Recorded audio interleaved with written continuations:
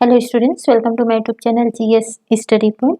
चलिए आज के वीडियो में हम जो हाल ही में जिनको नोबेल प्राइज़ दिया गया है उसको डिस्कस करते हैं, जो कि आपके आगामी एग्ज़ाम के लिए बहुत ही महत्वपूर्ण है।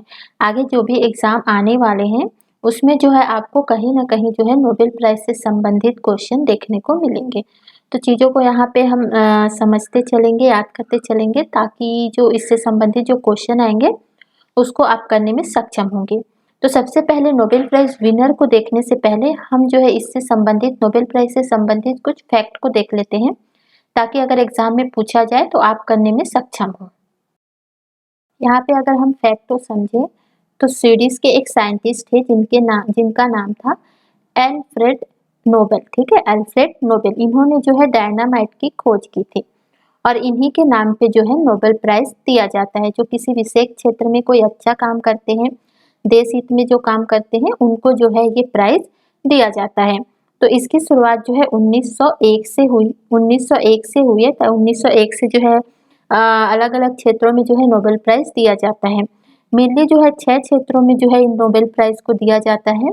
ठीक है, तो 5 जो पुरस्कार होते हैं, जो नोबेल पुरस्कार होते हैं, वो स्वीडन की राजधानी स्टॉकहोम में दिए जाते हैं। और जो एक पुरस्कार है जो शांति का पुरस्कार है, ठीक है, उसको जो है नॉर्वे की राजधानी ओस्लो में दिया जाता है। तो इतनी चीजें इस फैक्ट को आपको ध्यान रखना है। एक इम्पोर्टेंट फैक्ट याद रखिएगा कि अगर पूछा जाए कि पहले ऐसे भारतीय कौन थे जिनको नोबेल प्राइज दिया गया था, तो वो है आपके रविंद्रनाथ टैगोर। ठीक है, रविंद्रनाथ टैगोर को 1913 में जो है लिटरेचर के लिए जो है नोबेल प्राइज दिया गया था। तो इतनी चीजें आपको ध्यान रखनी है। अब यहाँ पे हम देखते हैं कि 2020 के लिए जो है अलग अलग फील्ड में जो है किनको जो है ये प्राइज दिया गया है। तो सबसे पहले हम देखेंगे चिकित्सा के क्षेत्र में। अगर हम चिकित्सा के क्षेत्र में बात करते हैं तो सबसे पहले ये ध्यान रखिएगा कि किसकी डिस्कवरी के लिए मिला था। तो हेपेटाइटिस सी वायरस की डिस्कवरी के लिए जो है 3 लोगों को नोबेल पुरस्कार दिया गया है। ठीक है, याद रखिएगा, हेपेटाइटिस सी वायरस की डिस्कवरी के लिए। क्लियर है? तो कौन कौन है? एक तो है हार्वे एल्टर है, ठीक है, माइकल ह्यूटन है और एक है चार्ल्स राइस।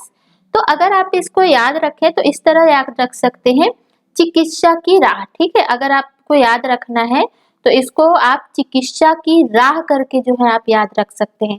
राह आर में आप याद रख सकते हैं राइस, ठीक है, ए में आप याद रख सकते हैं एल्टर और एच में आप रख सकते हैं हॉक्टन।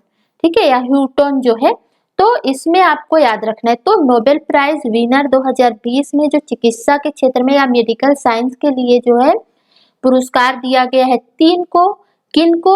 तो राह। ठीक है, राह, आर हो जाएगा आपका राइस, ए से आपका हो जाएगा एल्टर और एच से हो जाएगा ह्यूटन। ठीक है, तो इस तरह आप याद रख सकते हैं, या फिर आप जो है अपने तरीके से इसको ट्रिक के माध्यम से खुद ट्रिक बना के भी आप इसको याद रख सकते हैं। और इनका क्षेत्र याद रखिएगा, हेपेटाइटिस सी वायरस के क्षेत्र के लिए में जो है इनको ये पुरस्कार दिया गया है। क्लियर है? तो इसको याद रखिएगा। आगे चलिए देखते हैं, आगे अगर हम बात करते हैं केमिस्ट्री के लिए।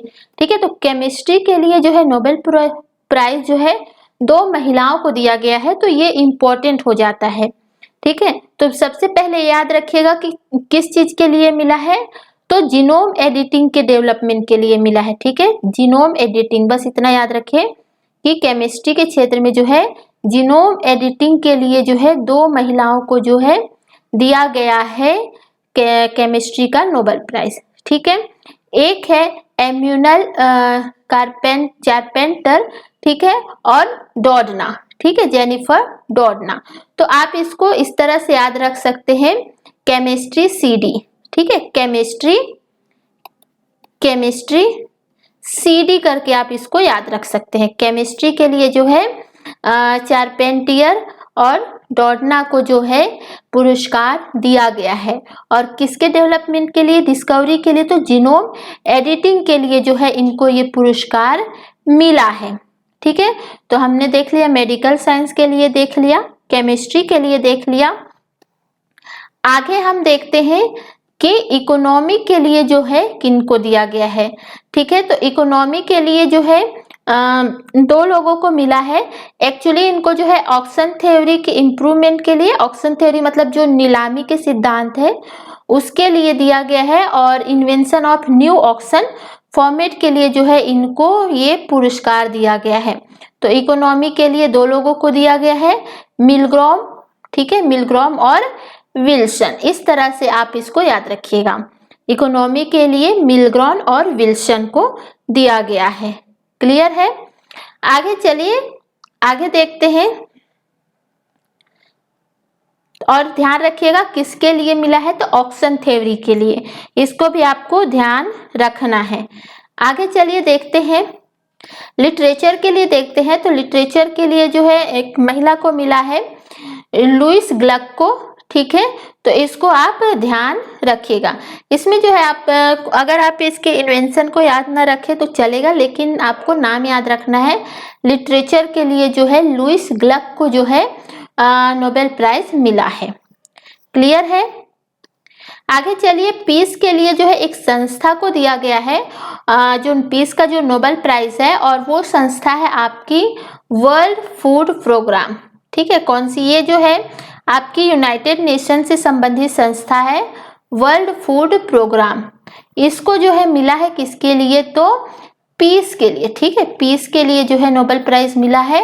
और ध्यान रखिएगा इसके जो है आपको याद रखना है कि इसका जो है बना कब था, तो 1961 में जो है, ठीक है, 1961 में जो है WFP जो है वर्ल्ड फूड प्रोग्राम बना था, जिसको जो है हाल ही में पीस का नोबेल पुरस्कार दिया गया है।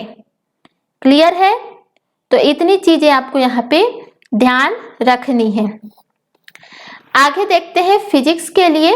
तो फिजिक्स के लिए जो है 3 लोगों को जो है पुरस्कार दिया गया है। तो इसमें बस आपको ध्यान रखना है किनको किनको मिला है। तो एक है आपका रॉगर पेनरोस है, ठीक है। आगे है आपका गेंजल, याद रखिएगा नीचे से, क्योंकि याद ऐसे नहीं रहेगा, आप याद रखिएगा गेंजल और गेज, ठीक है। और अलग से मिला है आपका पेनरोस को। तो इसको आपको जो है याद रखना है कि इनको जो है फिजिक्स के लिए नोबेल पुरस्कार दिया गया है। क्लियर है? तो आपको नोबेल पुरस्कार से संबंधित जो है चीजें याद होनी चाहिए, क्योंकि आपके एग्जाम में जो है ये क्वेश्चन पूछे ही जाएंगे। क्लियर है? खासकर जो पीस के लिए जो दिया गया है, तो जो है आपका जो वर्ल्ड फूड प्रोग्राम है उससे संबंधित तथ्यों को भी जो है आप याद कर लीजिएगा। तो चलिए वीडियो यहीं खत्म करते हैं। वीडियो अगर पसंद आता है तो वीडियो को लाइक जरूर कीजिएगा, और अगर कोई कमी नजर आती हो तो कमेंट बॉक्स में कमेंट करके जरूर बताइएगा। अगर कोई सुझाव हो तो जरूर कमेंट करिएगा, ताकि उसको नेक्स्ट वीडियो में सुधारा जा सके। तो थैंक यू फॉर वॉचिंग।